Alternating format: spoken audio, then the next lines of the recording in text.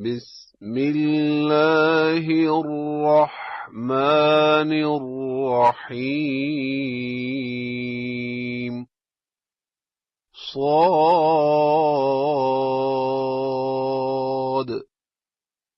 والقرآن ذي الذكر بل الذين كفروا في عزة وشقاق كم أهلكنا من قبلهم من قرن فنادوا ولا تحين مناص وعجبوا أن جاءهم منذر منهم وقال الكافرون هذا ساحر كذاب أجعل الآلهة إلها واحدا إن هذا لشيء عجاب وانطلق الملأ منهم أن امشوا واصبروا على آلهتكم إن هذا لشيء يراد ما سمعنا بهذا في الملة الآخرة إن هذا إلا اختلاق أأنزل عليه الذكر من بيننا بل هم في شك من ذكري بل لما يذوقوا عذاب أم عندهم خزائن رحمة ربك العزيز الوهاب أم لهم ملك السماوات والأرض وما بينهما فليرتقوا في الأسباب جند ما هنالك مهزوم من الأحزاب كذبت قبلهم قوم نوح وعاد وفرعون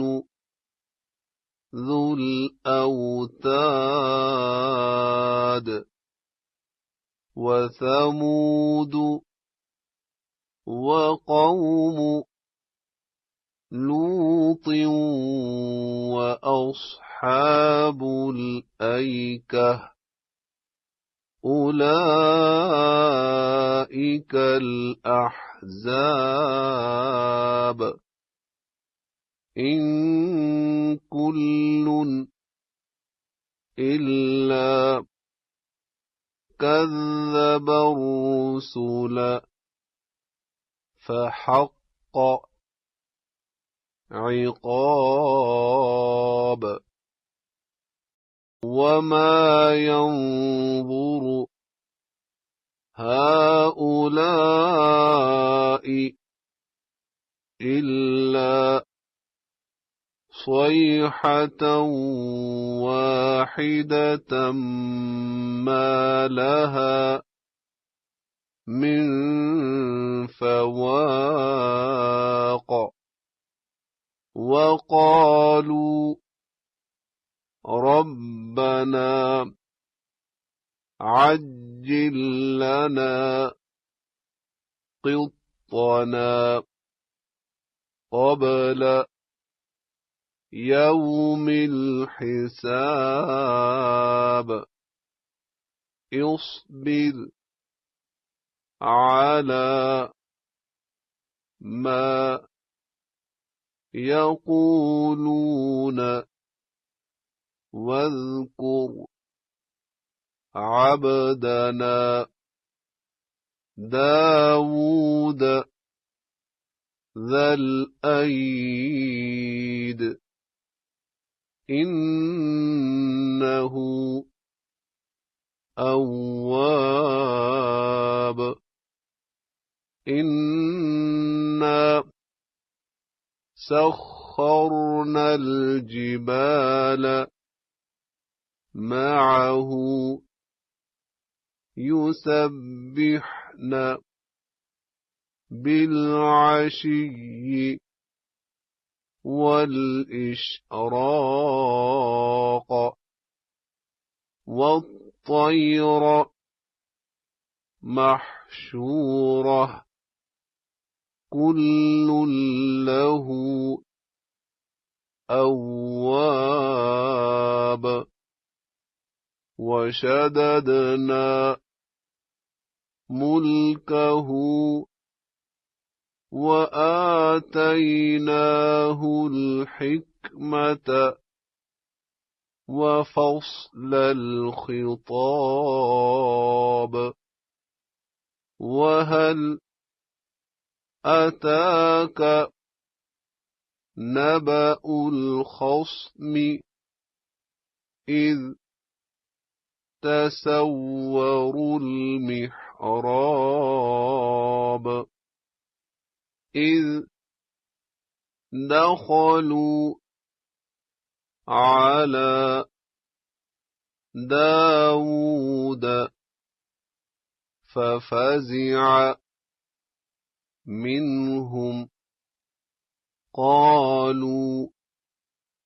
لا تخف خصمان بغى بعضنا على بعض فاحكم بيننا بالحق ولا تشطط واهدنا إلى سواء الصراط إن هذا أخي له 99 نعجة ولي نعجة واحدة فقال أكفلنيها وعزني في الخطاب قال لقد ظلمك بسؤال نعجتك إلى نعاجه وإن كثيرا من الخلطاء ليبغي بعضهم على بعض إلا الذين آمنوا وعملوا الصالحات وقليل ما هم وظن داود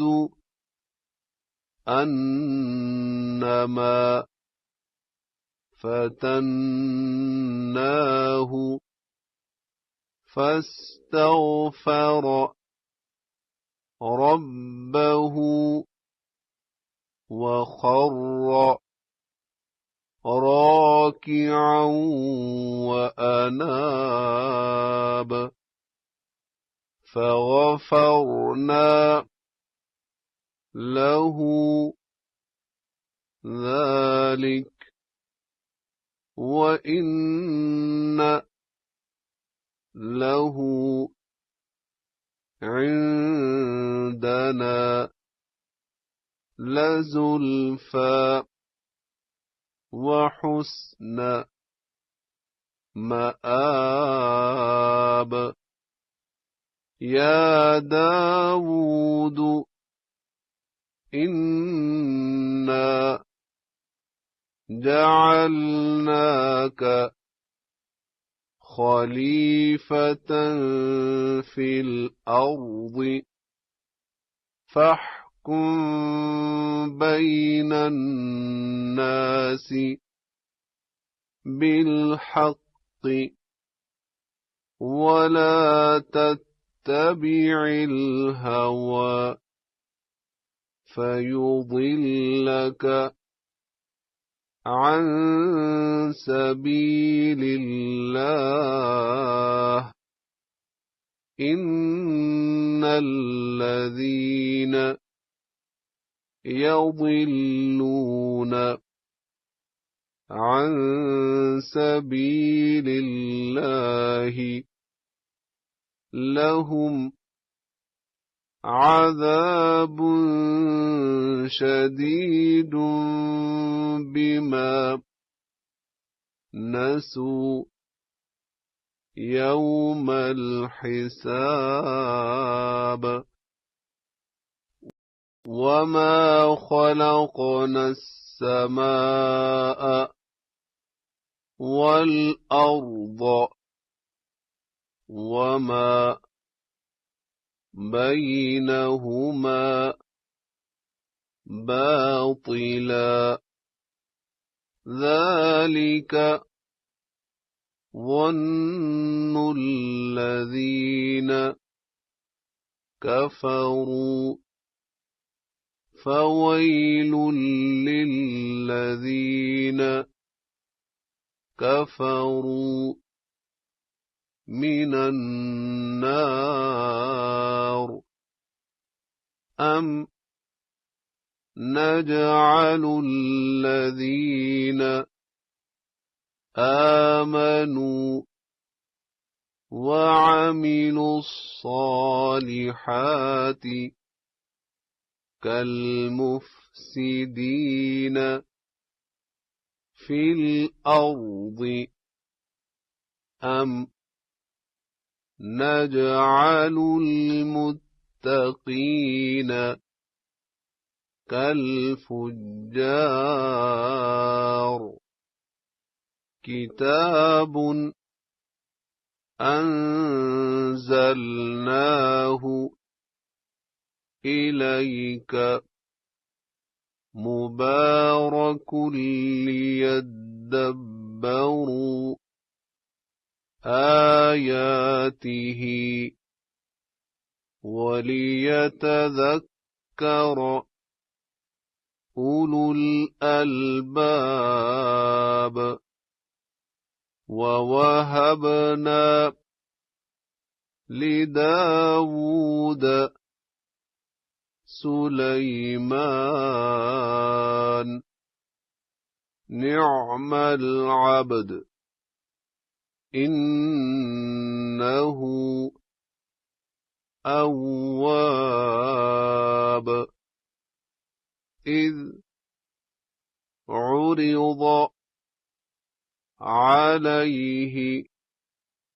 بالعشي الصافنات الجياد فقال إني أحببت حب الخير عن ذكر ربي حتى توارت بالحجاب ردوها علي فطفق مسحا بالسوق والأعناق ولقد فتنا سليمان وألقينا على كرسيه جسدا ثم أناب قال رب اغفر لي وهب لي ملكا لا ينبغي لأحد من بعدي إنك أنت الوهاب فسخرنا له الريح تجري بأمره رخاء حيث أصاب والشياطين كل بناء وغواص وآخرين مقرنين في الأصفاد هذا عطاؤنا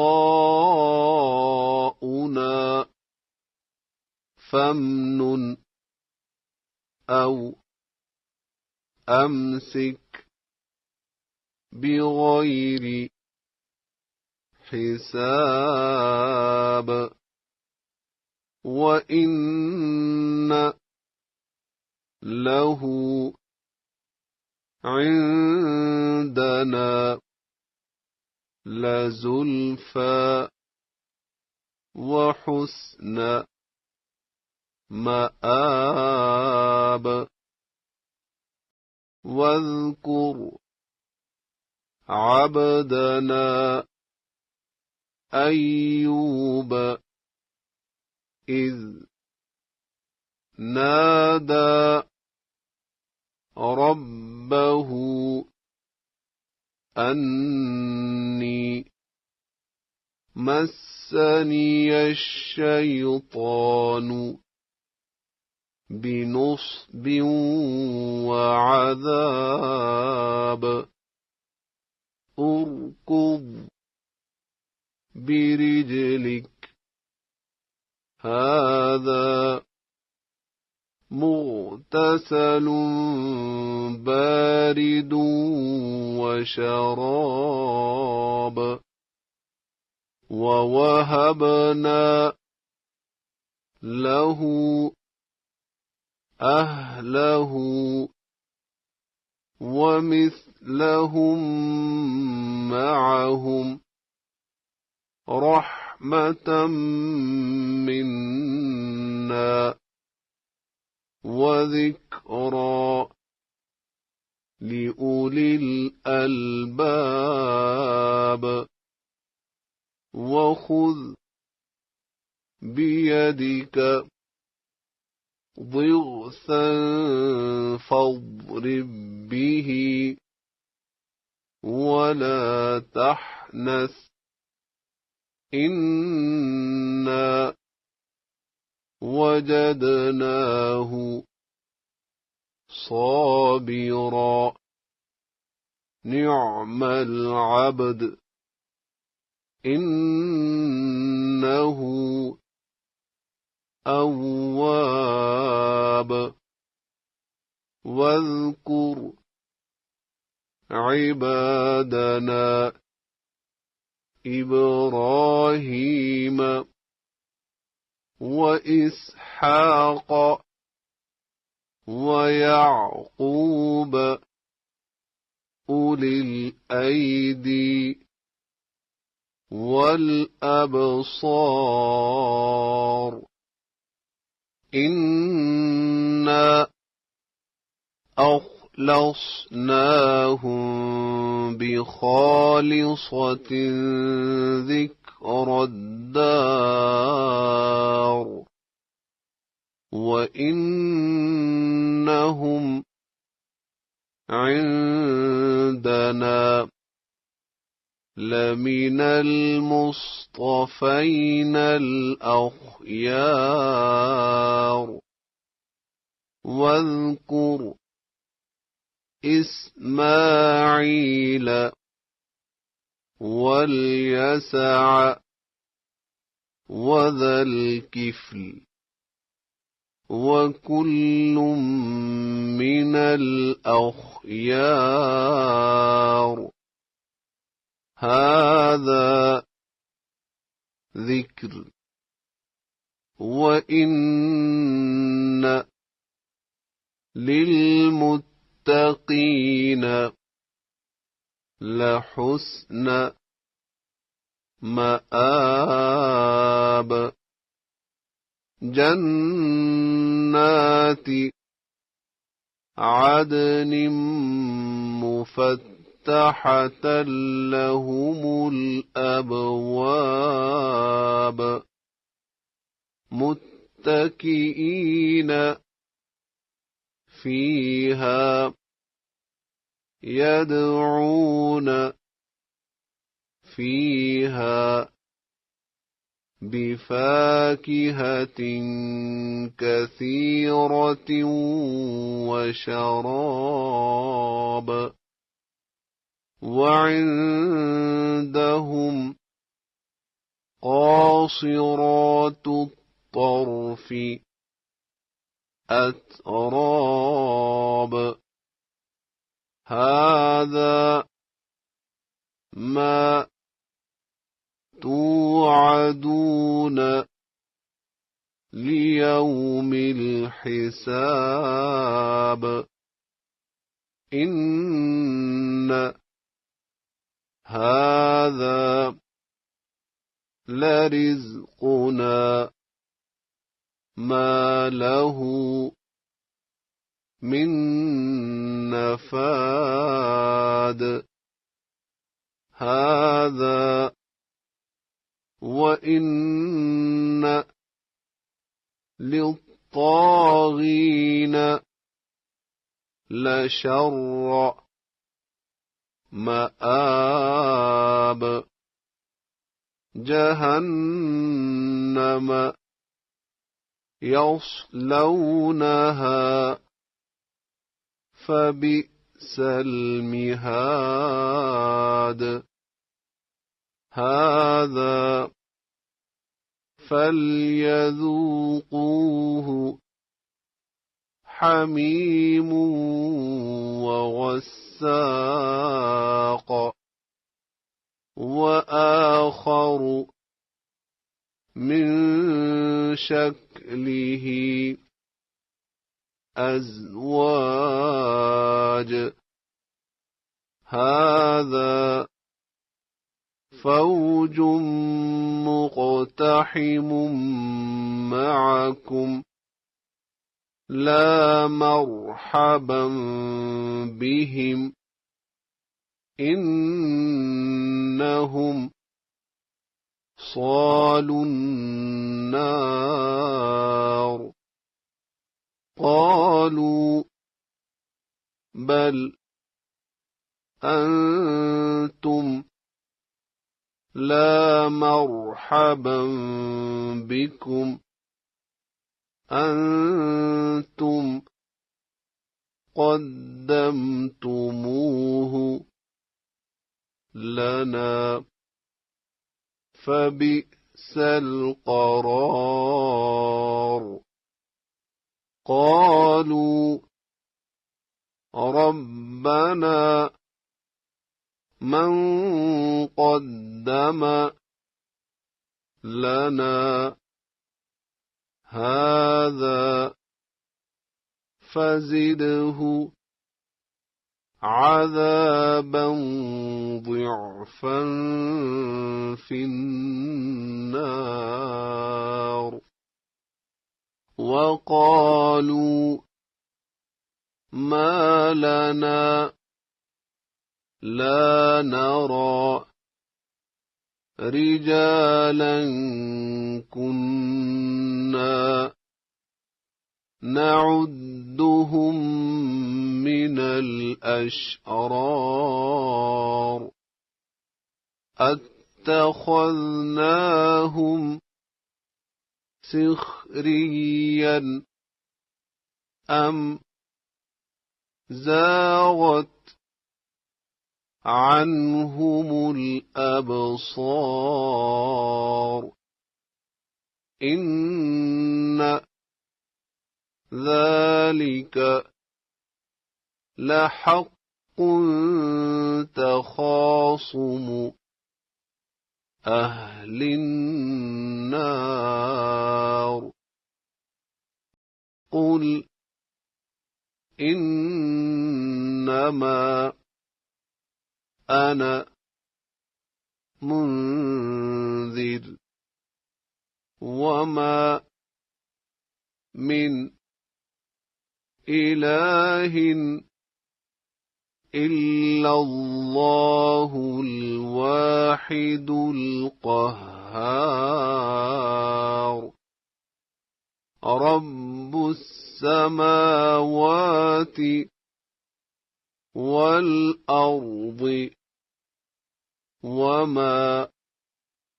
بينهما العزيز الغفار قل هو نبأ عظيم أنتم عنه معرضون